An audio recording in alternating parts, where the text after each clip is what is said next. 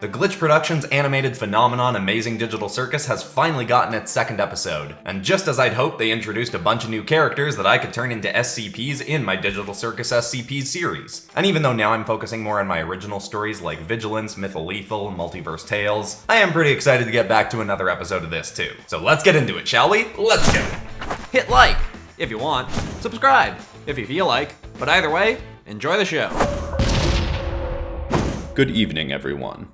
We are once again returning to our rather new lecture series on digital entities that fall into the subcategory SCP-D, and specifically ones that have been observed within the realm classified SCP-D700, or the Digital Circus. Our unknowing eyes and ears in this realm are still Foundation operative Elizabeth Freeman, who is trapped in this place and has no memory of her life outside of it or her work for our Foundation. Prior to commencing discussion on today's SCPs, I'd like to make one amendment to my previous lecture. I referred to the garment worn by SCP-D707, also known in this realm as Kinger, as a red cape, when in actuality it is a purple robe. While this may seem trivial, any detail, no matter how small, may eventually prove to be essential information. Now, many of the entities we will go over today are ones encountered by Agent Freeman on a recent outing to another territory of this realm. But first, we will begin with an entity who we believe to be in the same situation as Ms. Freeman. They are very likely a human trapped in this realm, with no memory of their life in the outside world, and this prisoner in particular has even fewer memories and self-awareness than the others. Item number SCP-D709. Object Class: Safe. Special Containment Procedures. As with all entities discussed today, D709 is trapped within the Digital Circus and needs no further containment. This entity is also one we will likely aid in escaping this realm when we have learned what we need to and have determined how to bring our own operative out. Description: D709 appears similar to a collection of barely related children's toy parts stuck together. The parts by which they're made up somewhat resemble the entities referred to within this realm as the Gloinks, the queen of which we discussed in a previous lecture. D709 has proven able to change the parts by which their body is constructed, rearranging arms, legs, antennae, and so forth, though their head and the core of their torso appear thus far to remain consistent. Their real-world consciousness also seems to be channeled directly into their head, as the entity has been seen communicating unhindered through its head when separated from the rest of their body. It seems from research conducted thus far that this entity, unlike the others in the Digital Circus, does not recall what gender they are outside the confines of D700, suggesting that their memory was more impacted than others trapped within. They also seem to have a rather short fuse, emotionally speaking, and to be disinterested in participating in events orchestrated for the prisoners to partake in that allegedly keep them from losing their minds, or, as it is referred to in this realm, abstracting, such as has already occurred with D708. On the outing we'll be largely focusing on today, D709 elected not to participate, showing that these prisoners are granted the option of whether or not they'd like to participate in the activities organized by the ringmaster D702. We will move on to the aforementioned outing now.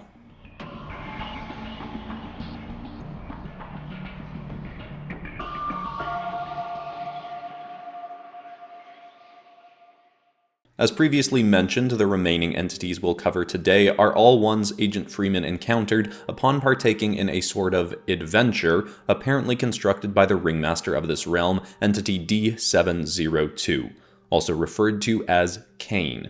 It has become the Foundation's current position on this entity that Kane is likely using the beings trapped within, such as Agent Freeman, to conduct experiments, though the purpose of which are still not understood. While Kane does act generally pleasantly towards the prisoners, it should not be assumed that this entity is safe. One of the lead researchers studying this realm for the Foundation, Professor Goodwin, has stated that she strongly believes entity D702 is as benevolent as he acts, but this is not currently the Foundation's official position, nor do I think it could become such without much further evidence. Entity D702 seemed very desperate to send the prisoners off on this quest, shoving them through a gateway to another part of this realm that he seems to have built before they stated they were ready. Our strongest assumption currently is that these adventures D702 constructs from his own concocted artificial intelligent beings and worlds are trials through which he, or his yet undetermined leaders, acquire data and information on how Agent Freeman and the others conduct themselves during the ordeals. With that said, it would be ignorant to ignore that the worlds D702 is able to construct are quite impressive and elaborate. This first new world and the majority of artificially intelligent beings within it were completely constructed from various types of chocolate, sweets, and candy. The only beings that did not fit that description were the general mass residents of a candy kingdom, ruled over by the first entity we'll cover. These residents simply appeared as various colored sentient mannequins, the likes of which have been seen around the Digital Circus previously. Item number SCP-D723. Object Class: either safe or neutralized. Special containment procedures are irrelevant and will be skipped for the remaining entities today. Description: D723 is the artificial intelligent princess of the Candy Kingdom, seemingly made to present Agent Freeman and the other prisoners with their quest to retrieve a truck full of syrup from bandits that had stolen it from the kingdom. Her attire and body all appeared to be made from, or at least based on, some form of desserts. Her hair was constructed from fruit gummy slices, her dress coated in icing, and even the pupils of her skewed eyes appeared like some sort of gumdrops. While we have only observed our operative out on one adventure in this fashion, it is easy to assume that many of these adventures will be framed similarly to this, with an AI in need giving a task to the prisoners for them to then complete. It appears to be like a more elaborate version of the role-playing game Dungeons & Dragons, in which a dungeon master comes up with a world for players to inhabit and trials for them to overcome in whatever manner they choose. Admittedly, I previously thought of such games as childish wastes of time, but upon doing some research in my own time, I have learned that such pastimes can improve problem-solving, communication, and collaboration skills in those who participate. As such, it will be interesting to see if Agent Freeman's skills in this regard improve by partaking in a much more realistic and immersive version of this game. Anyhow, once given the mission and some parameters of it, the Princess D723 played very little part in the events that followed.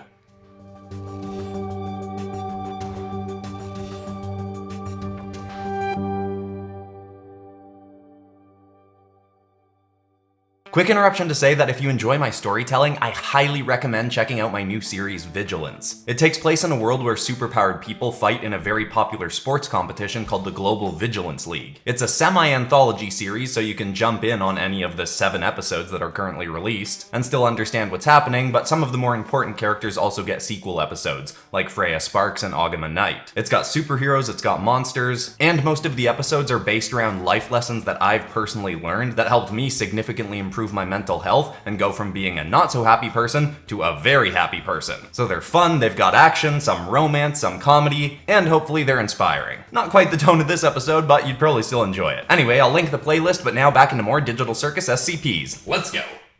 This artificially constructed adventure soon led Agent Freeman to encounter the main antagonist. Item number SCP-D724. Object Class: neutralized. Description: D724 was a humanoid crocodile whose body was made from an edible gelatin substance, as would construct gummy candies in our world. Its body was yellowish-orange, white, and green. It wore no clothing other than a cowboy hat and spoke in an Australian accent.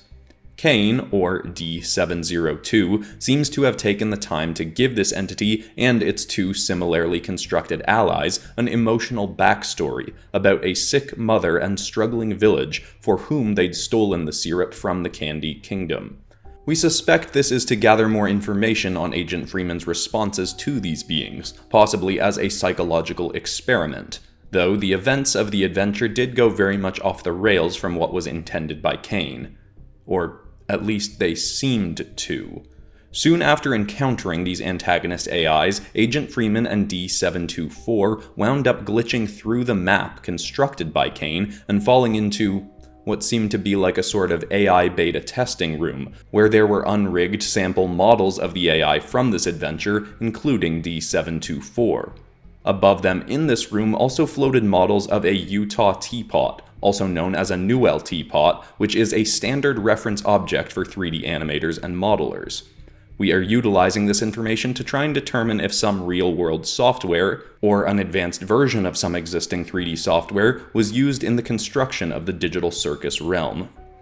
Anyhow, D724's reaction to seeing a full-scale model of itself, its allies, and other beings from its world sent it into a confused and depressed state, from which Agent Freeman's kind and helping nature prompted her to try and comfort this being, despite it being a soulless AI unworthy of her emotions and attention. While this whole ordeal of glitching through the map seems to have been accidental, it is also not beyond suspicion that this event too occurred on purpose to gauge how someone such as Agent Freeman would react to an AI going through an emotional crisis. She did inform the entity that it was an artificial intelligent being made by Kane, but did so in the most comforting and supportive way she could. She was able to comfort D724 enough for the two of them to then come up with a plan to return to the main map, where Agent Freeman and D724's allies had encountered another unusual AI entity, which we will discuss in a moment.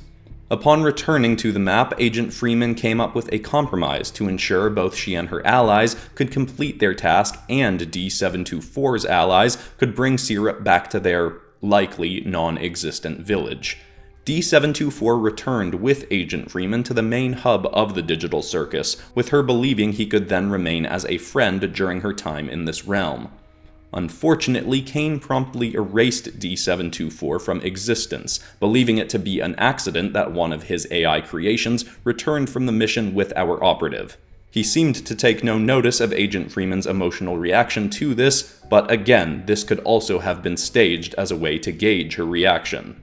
Agent Freeman appeared to be quite distraught at this event despite, again, this entity having been an AI, equating to not much more than an elaborate imaginary friend.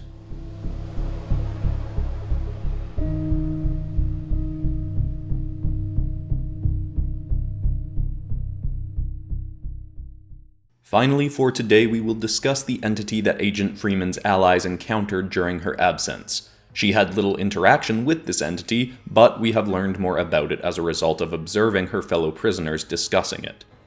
Item number SCP-D726. Object class, either safe or neutralized. To clarify, this is because we are uncertain if the worlds these adventures exist in remain in existence after the prisoners complete their task and return home, or if Kane promptly erases them. Description: D726 is a sentient, artificially intelligent pool of liquefied fudge. It can merge completely with the river of fudge that it was first found in, but we are uncertain as to how much of that fluid is part of this actual entity and what is simply the terrain it resides in. It was most commonly seen as simply a head sticking out of the river, with teeth mostly made up of sharp candy corn and eyes made of jawbreakers.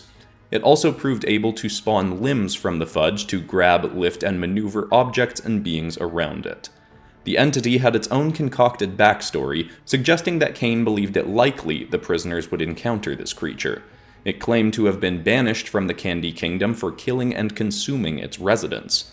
One of the prisoners discussed in previous lectures, D704, aka Jax, promptly made a deal with this entity upon meeting it to help them complete their mission. In exchange, Jax would then use a key to the kingdom given to the prisoners by the Princess D723 to allow this fudge monster back into the lands so it could continue to consume the residents.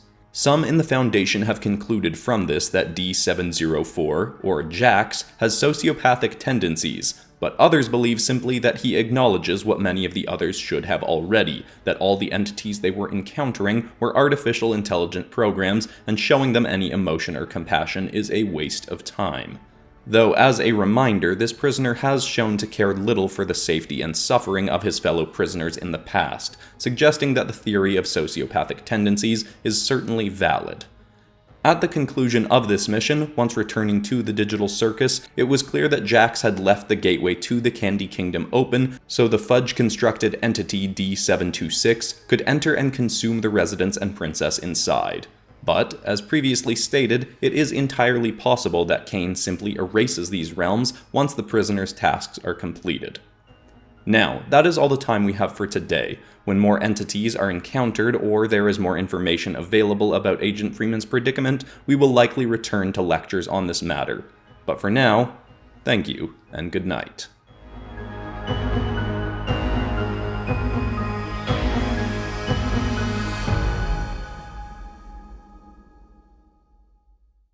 If you enjoyed this episode, I do have 2 other episodes of Amazing Digital Circus SCPs, and a whole series of turning different things into SCPs, like Pokemon and cartoon characters, Digimon. I don't even remember all the things I've turned into SCPs at this point. But also again, if you like my storytelling, Vigilants, highly recommend it. It's even up on Spotify now, and I'm going to be turning it into a book when the first season is done. But besides that, that's all for today, except of course for ending this video on some kind of positive or inspiring note. And the thought I want to leave people with today is a quote I read this week from someone named Jade Byrne, who said, "Be more concerned with not losing yourself than not losing others." Not to easily dismiss relationships in your life, but know that if you're not being true to yourself, you're building a relationship that's based around a false version of you, and then those relationships are essentially not even real. Be the truest version of yourself you can be, and then build relationships with people who like that version of you, because you will find them. I hope that's inspiring. I love you all, and I'll see you all in the next episode, which will probably be Vigilance or Mytholethal or something. We'll see. Goodbye.